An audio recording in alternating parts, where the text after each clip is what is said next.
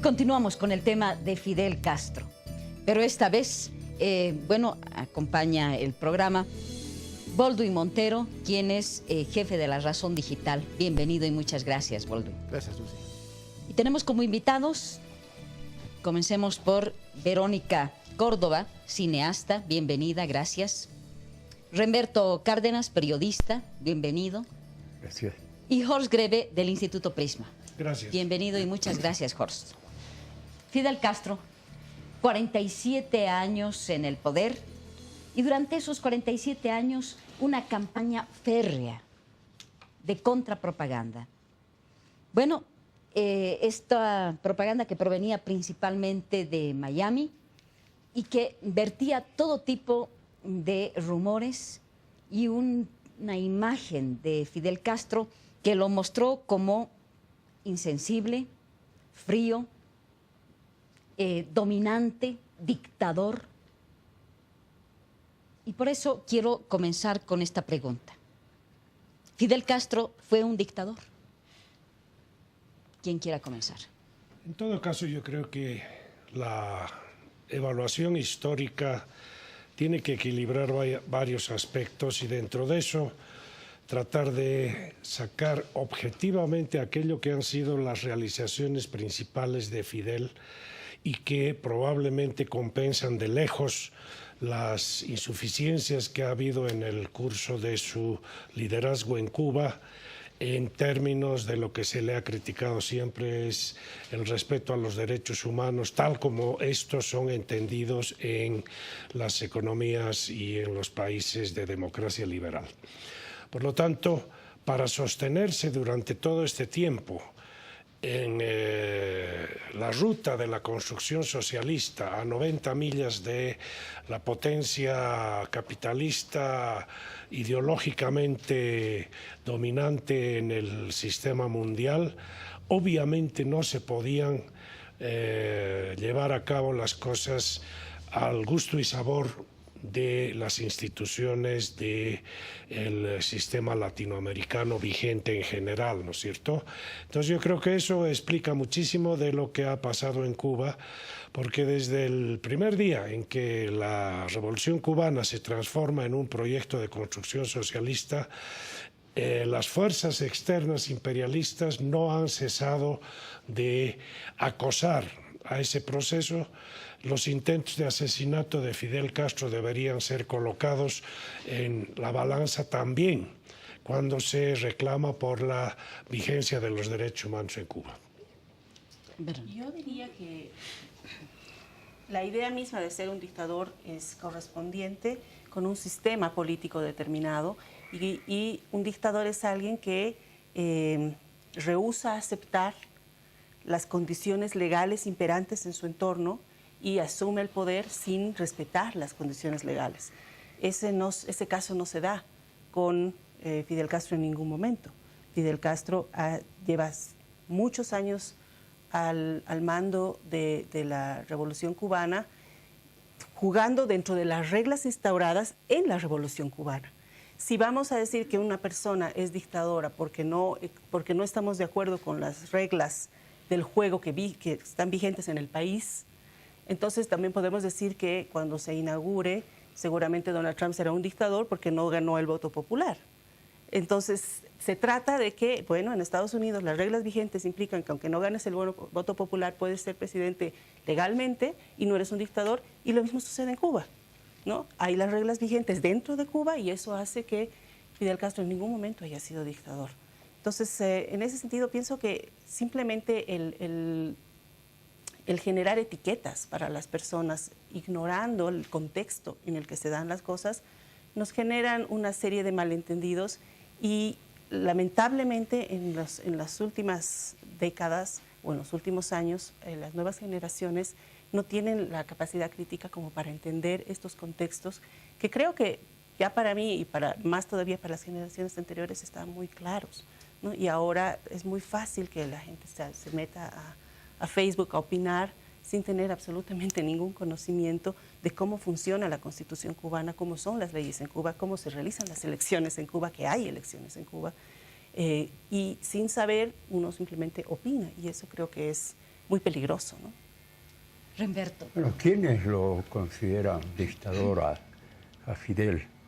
Los que ahora dicen que a Fidel todavía no lo ha absuelto la historia, inclusive algunos compatriotas han dicho eso. Acabo de leer una nota en un periódico, siguen creyendo que está pendiente el veredicto de la historia respecto a Fidel. Los que dicen que era dictador, criminal, etc., son minorías que fueron afectadas por la revolución. Desde un primer momento, desde ese momento democrático de la revolución en la que, por ejemplo, se ejecuta la reforma agraria. Y yo hacía referencia a los que viven en Miami, ellos fueron afectados por el régimen, pero ahora están muy bien. Hay empresarios de origen cubano, familiares, que incluso dominan algunos sectores de la economía en Miami. Pero no se podía esperar, era decir, una ingenuidad, que estar nada atentos, que los enemigos de la revolución le aplaudan a Fidel, ¿no?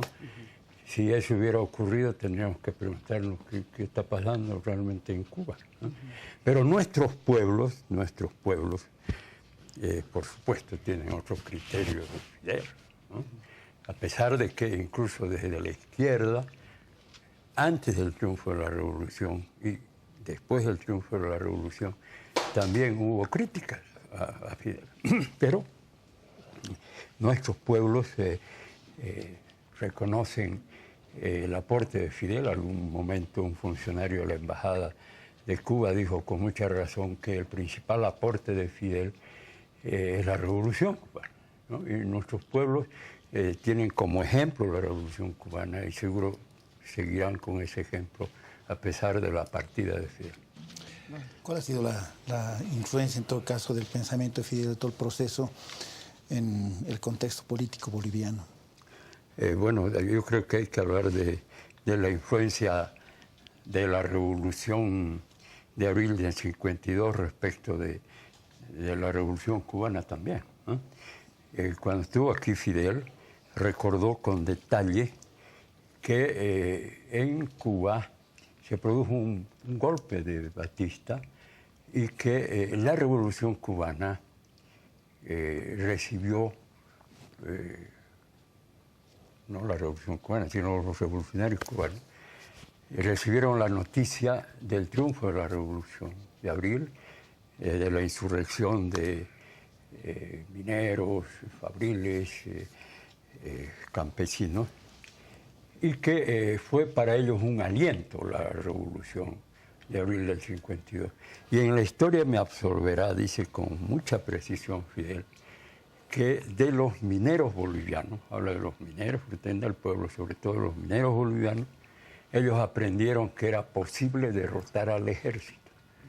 Por eso también se puede hablar de la influencia, de la lucha del pueblo boliviano hacia Cuba y, por supuesto, la influencia, seguramente seguiremos hablando, la influencia de Cuba ha sido tal que yo hago una confesión ahora.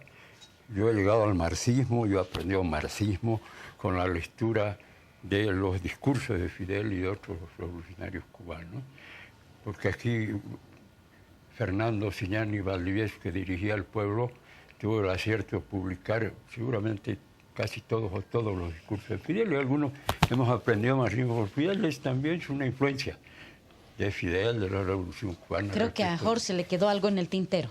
Sí, yo creo que la primera pregunta que habría que plantear es ¿cuáles son los logros?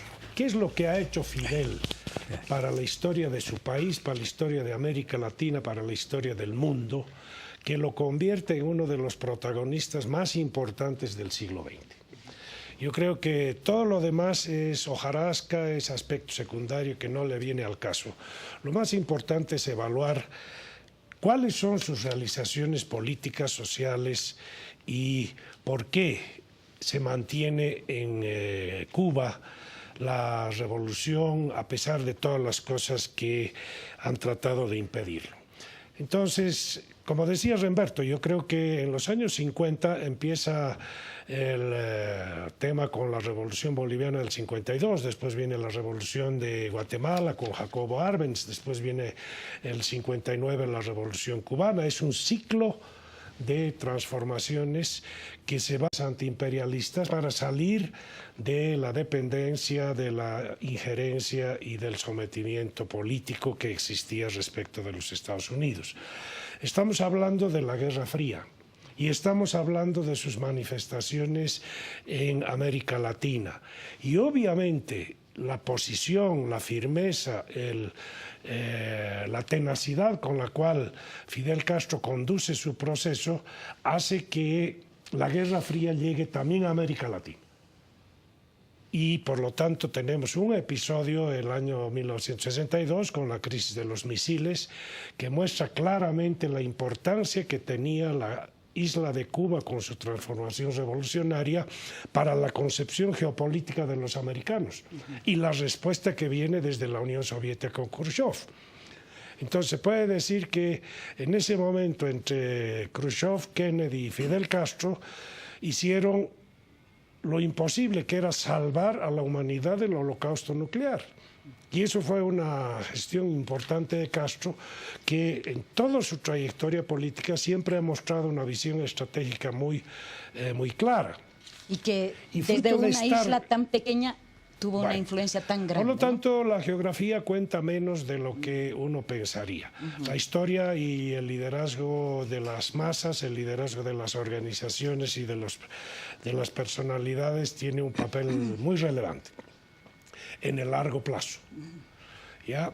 Entonces yo creo que ahí la importancia de Fidel es haber construido una sociedad igualitaria como ninguna en América Latina, con índices de desarrollo humano que son envidia de países industrializados, de Europa, etcétera, y por lo tanto, en medio de todo el acoso que ha tenido durante las décadas pasadas, se ha desarrollado la Revolución Cubana en términos de que ahora se recomienda la construcción de capital humano.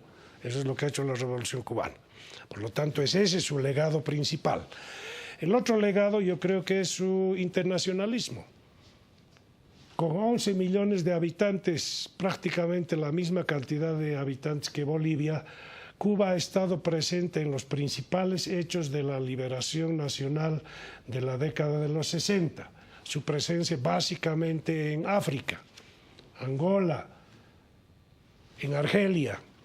Entonces, su construcción socialista contra toda adversidad, su tenacidad en la lucha antiimperialista y por la descolonización, lo hacen probablemente un líder más importante en términos de la descolonización y la liberación de las colonias, de su sometimiento a las metrópolis, que un gran teórico. Fidel no es un gran teórico, es un estratega. Y va contra la teoría, porque si Lenin ya hizo el esfuerzo de construir desde un país atrasado el socialismo, Fidel ha tratado de hacerlo desde no solamente un país atrasado, sino desde una islita a las proximidades del imperialismo. Entonces, esos son sus logros, esos son sus méritos. La tenacidad con la que defiende, dirige, conduce su proceso, y le ocurren una serie de percances gravísimos de los cuales sale airoso. Efectivamente, con apoyo externo. Sin el apoyo de la Unión Soviética, Cuba no hubiera podido mantenerse, lo cual incluía no solamente la parte económica, sino el cambio de toda la lógica de la marina de guerra de los socialistas de la Unión Soviética, que tenían que proteger y defender una isla que estaba al otro lado del hemisferio. Verónica, la información que nos llega, que nos ha estado llegando, generalmente nos habla de un pueblo hambriento. Nos hablan de la prostitución que existe en Cuba. Nos habla de la falta de libertad. Tú has estado allí en Cuba, has estudiado en Cuba. ¿Cómo hablarías de Cuba desde adentro? Mira, yo no solamente he estudiado allá en una etapa muy difícil, justamente en los primeros años 90, sino que yo voy constantemente a Cuba. Cada año voy por lo menos 1 o 2 veces desde hace 10 o 12 años. Es decir, voy viendo la transformación del modelo económico cubano a partir de la caída de la Unión Soviética, que generó el periodo especial, ese periodo tan duro, que es el que me tocó vivir cuando estudiaba allá en Cuba.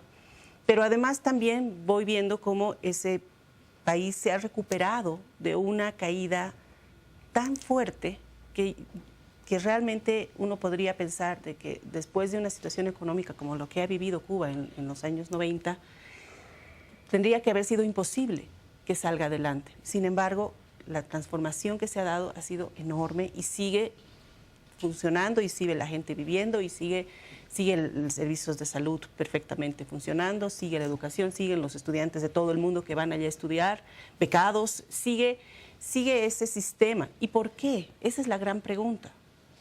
Y yo creo que la respuesta está en la lucidez que ha tenido la Revolución Cubana, en particular a partir de Fidel Castro, pero también de todos sus otros líderes, desde el primer día de haber tomado el poder, definir que la educación es la más importante de las tareas del Estado.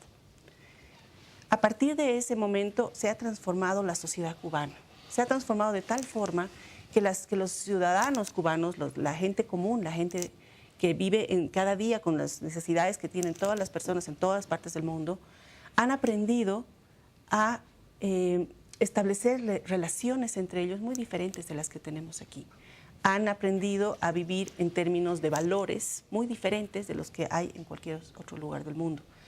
Yo siempre veo, ahora más que nunca, cuando hay una crisis que todavía no es muy grande, pero hay una crisis con el tema del agua, y uno ve cómo reacciona la gente ante la carencia, ante la necesidad, ante la crisis.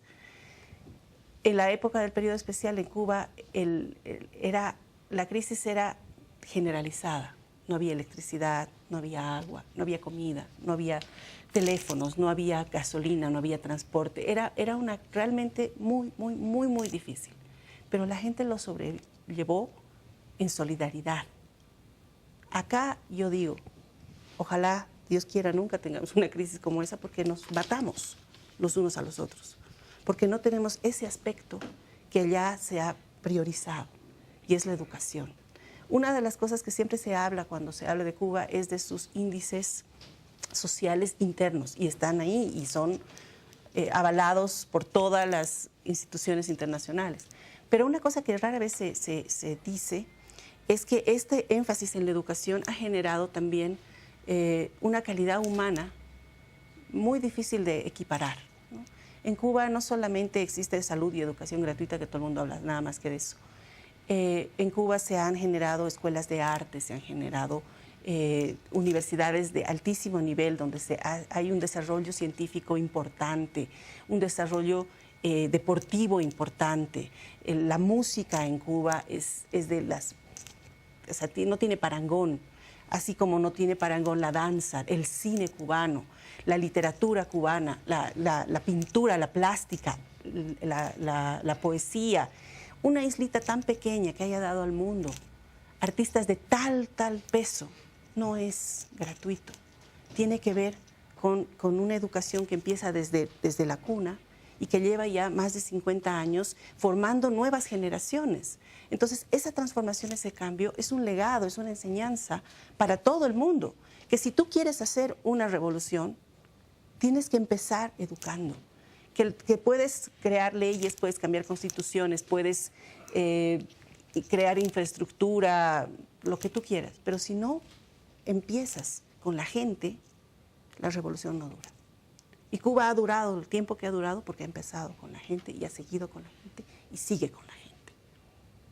Perdón, y Remeto, ¿qué es lo que se avecina ahora? Es decir, tras lo ocurrido el 25 de noviembre, con esta transformación o apertura que está presentando Cuba, y bueno, se avecina también un cambio en los liderazgos, y bueno, es elegido Trump también. Entonces, ¿qué es lo que se avecina ahora para Cuba?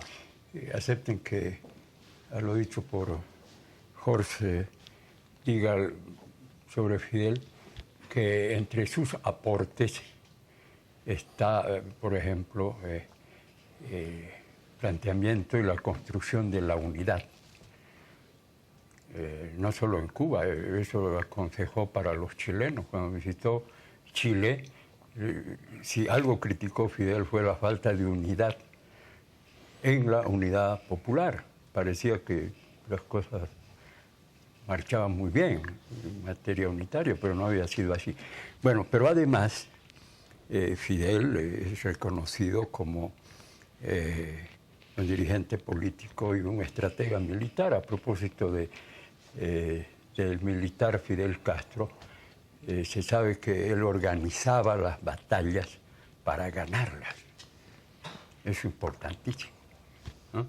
Y su optimismo, el primer campesino que se incorporó a la guerrilla en Sierra Maestra, le llevó 7 fusiles. Estuvo aquí, contó ese pasaje. Y él dijo, cuando le entregué los 7 fusiles, me dijo, ahora ganamos la guerra. Y yo creí que estaba loco, fíjate, como que algunos lo consideraban loco. Bueno, por ejemplo, en Chile también planteó que la unidad entre revolucionarios y cristianos, y particularmente católicos, era una unidad que tenía alcance estratégico. Ya antes, Juan Pablo II había planteado la necesidad del diálogo y la colaboración entre marxistas y cristianos. Bueno, y yo no puedo dejar de decir que incluso frente a las adversidades, Fidel no mentía, pues como ahora se suele mentir desde el Estado, desde el gobierno. Eso es importantísimo. Cuando hubo, esto podrá explicar mejor, pero cuando fracasaron en la producción de 10 millones de toneladas de azúcar inmediatamente después de la caída del Che, él fue el principal autocrítico, incluso renunció a los cargos que tenía. Por supuesto, no aceptaron los cubanos, pero no buscó explicaciones, en absoluto. Incluso no dejan de señalar ahora lo negativa que es esa guerra económica, financiera, comercial, el bloqueo, pero ellos han dicho, Fidel en particular, Raúl hace poco, que no se le puede echar la culpa de todos los problemas de Cuba al bloqueo, ¿no es cierto? Si algo tenía Fidel, era un comportamiento ético que no tienen tantos otros dirigentes revolucionarios ahora del llamado progresismo en América Latina, ¿no? Pero bueno, sobre lo que preguntaba Luis, mire, yo lo escuché decir a Fidel cuando lo despedimos en la embajada de Estados Unidos ante una pregunta: ¿hay riesgo de que se restablezca el capitalismo con las empresas mixtas que operan en el turismo? Y él, sin titubear, sin rodeos, dijo, sí, hay riesgo de que se restablezca el capitalismo. Pero los revolucionarios cubanos vamos a hacer todo para impedir que eso ocurra. Yo quiero tomar eso que dijo Fidel aquí como un testamento, en primer lugar para los cubanos. ¿Tú crees Porque en ese riesgo? Desde la izquierda, déjame decirte, desde la izquierda, por ejemplo, los compañeros del POR ya han dicho, ya se está restableciendo el capitalismo. Para otros sí se está restableciendo el capitalismo desde que estas empresas mixtas, ¿no? Algunos tenemos la esperanza, yo la seguridad, porque el fidelista también, de que no va a ocurrir eso, por lo menos habrá lucha del pueblo cubano, del Partido Comunista de Cuba, de sus dirigentes, para impedir que se restablezca el capitalismo, porque las relaciones entre Estados Unidos y Cuba que se pueden congelar son también para eso, para buscar el restablecimiento del capitalismo. ¿Cuál es tu visión, Horst? Yo creo que nunca ha estado tan grave el riesgo de que haya un retroceso hacia formas capitalistas de producción en Cuba. Pero yo creo que hay 3 elementos que hay que tomar en cuenta si eso va a prosperar o va a ser detenido y se va a innovar y se van a adoptar todas las medidas creativas para preservar lo más importante del proceso revolucionario en Cuba. En primer lugar, es la característica del entorno internacional. En este momento es muy difícil decir qué va a pasar en el mundo, en la región, general en Estados Unidos en los próximos 3-4 años. Hay temores por todo lado, hay instituciones que van a ser sometidas a prueba de consistencia, etc. Hay que responder a los desafíos del momento. No podemos adivinar cómo va a venir la mano de la fuerza restauradora, conservadora y reaccionaria en Cuba. Y en tercer lugar, la sociedad cubana. El riesgo existe y negarlo es un equívoco. La pregunta es cómo se soslaya ese riesgo, se lo supera y se lo transforma en una fuerza dinámica hacia continuar la construcción de una sociedad igualitaria, solidaria y con una característica que ha mencionado Roberto y que me parece de la mayor importancia. Una sociedad que no miente. Una sociedad que no se ha corrompido en 60 años. Ha habido corruptos, pero ha habido castigo a los corruptos. Pero no se puede decir que la corrupción sea la forma en que funciona la política, las relaciones en general en esa isla. Y por lo tanto yo creo que ahí está el mérito. No es que no hayan tenido riesgos, es que los han enfrentado correctamente. Pero justamente ahí es donde yo creo que estamos viéndolo de una manera equivocada. Yo creo que el sistema socialista cubano es únicamente cubano, o sea, no se puede comparar con ningún otro y tampoco es una cosa que sea rígida y que sea inamovible. Este sistema ha sido transformando a lo largo de las décadas. La manera en la que se planteaba la economía y el manejo de la cosa pública en Cuba en los años 60 es muy diferente que en los años 80 y muy diferente que en los 90 y ahora. No se ha transformado en los parámetros del capitalismo. No, pero se ha transformado internamente. Claro. O sea, ellos son muy lúcidos, la dirigencia cubana es muy lúcida para entender que no es que están sentados aplicando el modelo de los años 60 y esperando que funcione hoy. Eso, o sea, es lo que no podemos entender. No entendemos, pensamos de que sigue siendo el mismo socialismo de los años 60 y no es así. De hecho, en los últimos 7, 8 años, bajo el mandato de Raúl Castro, se ha establecido un modelo de transformación económica profundísimo que está afectando todas las esferas de la economía de Cuba y de la sociedad cubana. Entonces, este modelo ya está en marcha, no es que esté esperando que venga Trump, no está esperando que las relaciones cambien, no. Ya está en marcha hace muchos años y ya está transformando la sociedad para adecuarla a lo contemporáneo. El modelo cubano no es estático. Y por eso mismo sobrevive, porque es capaz de... ¿Tienes algunos ejemplos? Por ejemplo, mira,